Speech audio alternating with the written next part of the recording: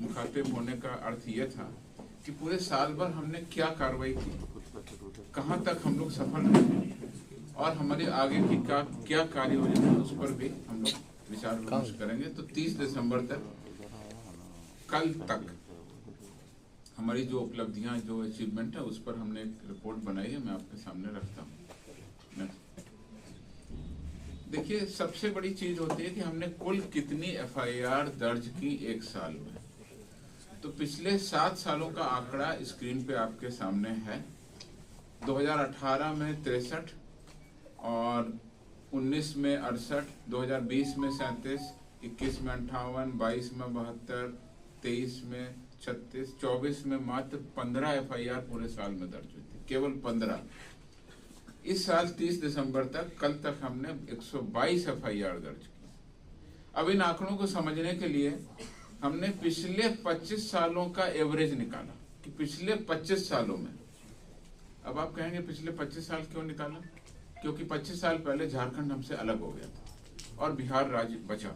तो बिहार राज्य का 2000 के बाद का जो आंकड़ा है, उसका अगर हम औसत निकालते हैं तो 72.6, यानी कि 73 कांड मान सकते हैं, 73 केस पर ईयर दर्ज होते थे। हमने अकेले इस साल 122 दर्ज किए, जो आप समझ सकते हैं पूरे 25 सालों के एवरेज के लगभग 1.25 गुना।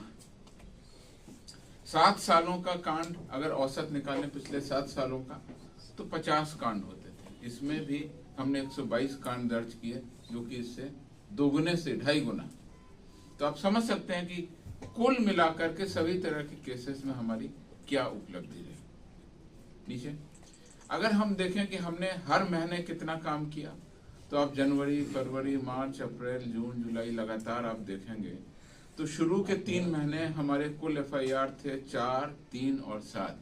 ये 3 महीने थे जब ब्यूरो की कार्य प्रणाली को समझने में, यहाँ के पदाधिकारियों के साथ टीम बनाने में समय लगा। और जैसे ही हमारे पास में अतिरिक्त पदाधिकारी उपलब्ध हुए, जैसे हमारे डीआईजी वन साहब का योगदान हुआ, फिर आईजी का पदस्थापन हुआ, वो भी अवकाश पर है, और बाकी पदाधिकारियों का जैसे ही पदस्थापन हुआ, हमने टीम बना के लगातार कार्रवाई करना शुरू की। और 30 दिसंबर को सबसे ज्यादा 20 एफआईआर हमने दर्ज की। आप समझ सकते हैं 30 दिनों का कार्य दिवस है, अगर हम संडे और सैटरडे निकाल लें तो मुश्किल से 18-19 दिन मिलते हैं, और हमने 20 एफआईआर की, यानी हर दिन हमने कोई न कोई एफआईआर की। कुल एफआईआर 122 है। इसको भी अगर हम देखें पूरे 365 दिन के हिसाब से, सैटरडे और संडे को अगर हम छोड़ दें, बाकी छुट्टियों को छोड़ दें, तो कुल कार्य दिवस में हर दूसरे दिन हमने कोई न कोई एफआईआर दर्ज की। ये हमारी बहुत बड़ी उपलब्धि, और ये उपलब्धि किन कारणों से हुई हम आगे उनकी चर्चा करेंगे। लेकिन आप समझ सकते हैं कि 122 कांड पिछले 25 सालों के औसत कांड 72.68 से बहुत ज्यादा, पिछले 7 सालों के 50 का एवरेज था उससे बहुत ज्यादा। तो आप समझ सकते हैं कि हमने कितनी ज्यादा कार्रवाई की। ट्रैप केसेस वो केस है जिसमें हम किसी भ्रष्टाचारी को रिश्वत मांगते रंगे हाथ हम गिरफ्तार करते हैं। इनका अगर हम औसत देखें तो पिछले साल 2024 में ब्लू कलर में आपको दिखाई देगा, मात्र 8 एफआईआर दर्ज हुई थी।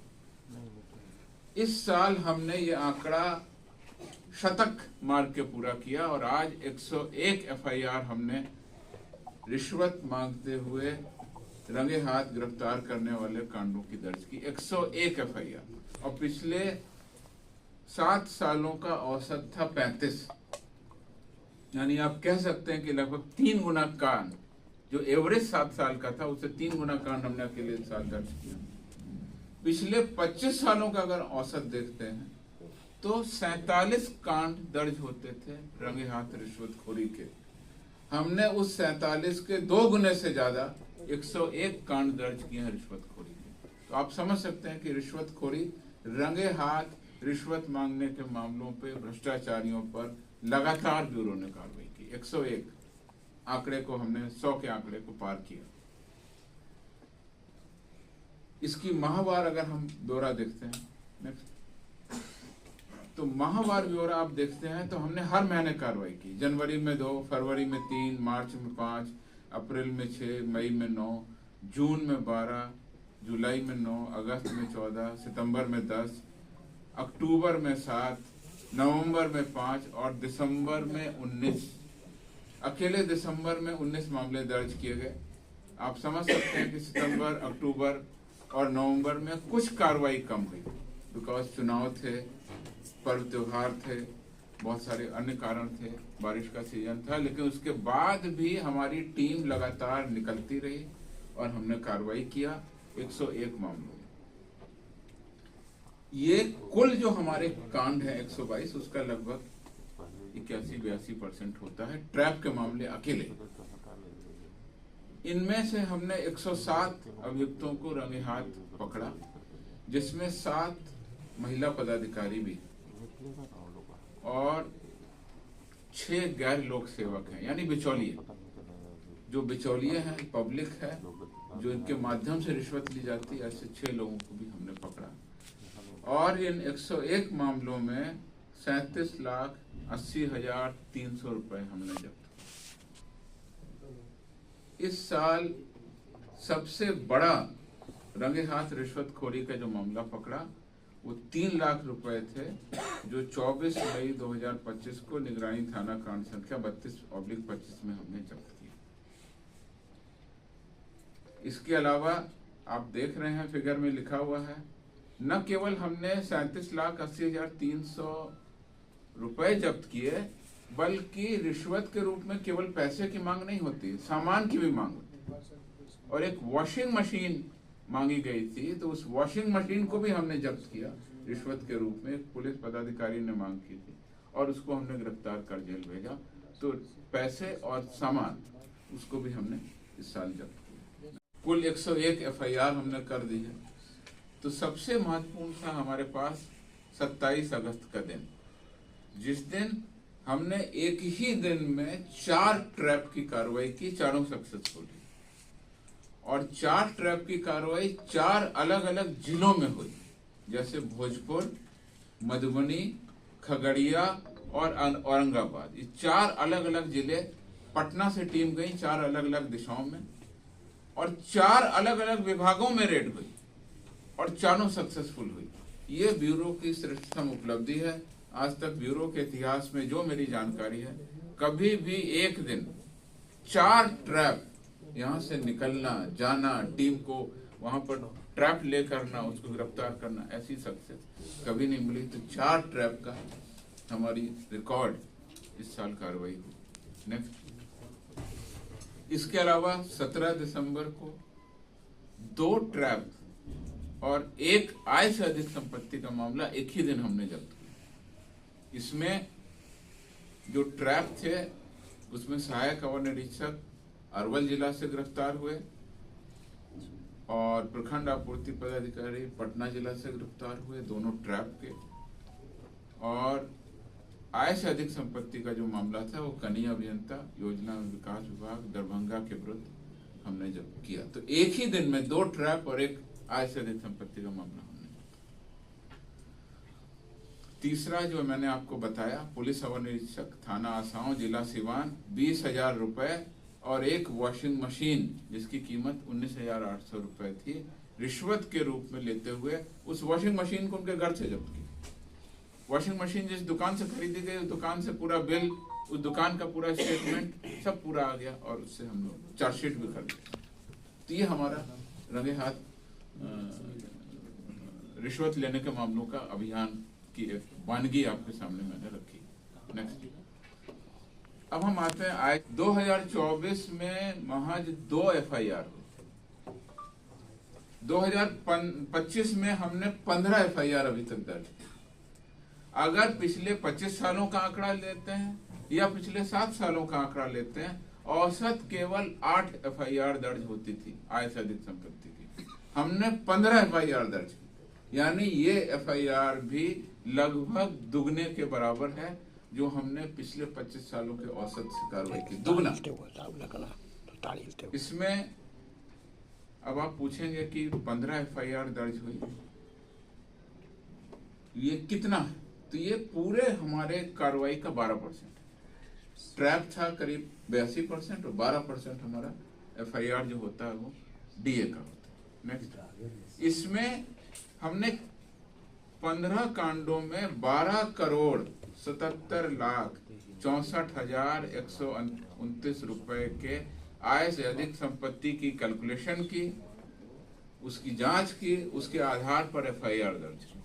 अभी ये सभी अनुसंधान अंतर्गत है, लेकिन अनुसंधान में जो संकेत मिल रहे हैं उससे ऐसा लगता है कि ये संख्या और बढ़ेगी, यानी कि एवरेज 15 मामलों में 12 करोड़ से ऊपर की संपत्ति की प्राथमिकी दर्ज हुई। अभी अनुसंधान में ये और संपत्तियों का पता चलेगा तो आएंगे।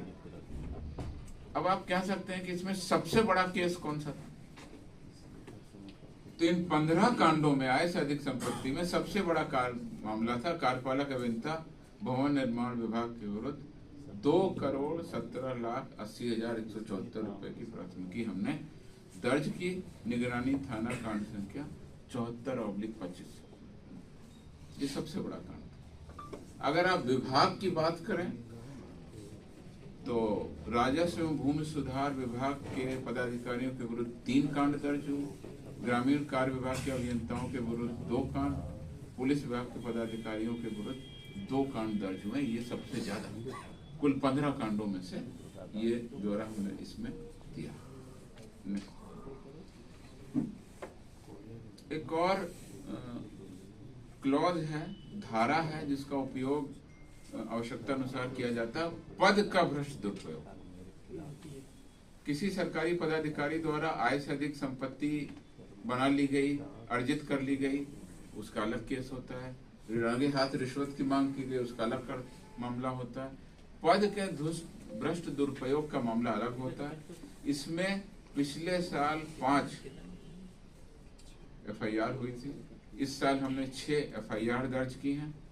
कुल का 5% है और पिछले 25 वर्षों का औसत 18 और पिछले 7 वर्षों का औसत कांड 7 है। आप ये प्रश्न पूछ सकते हैं कि इसमें तो औसत से हमारी कम उपलब्धि हुई, पिछले साल से हमारी उपलब्धि ज्यादा है। और आप इसमें भ्रष्टाचार निरोधक अधिनियम जो 1988 का था, उसमें एक संशोधन हुआ। उस संशोधन के बाद अब कांड दर्ज करने के पहले या जांच करने के पहले भी आपको अनुमति लेनी पड़ती है।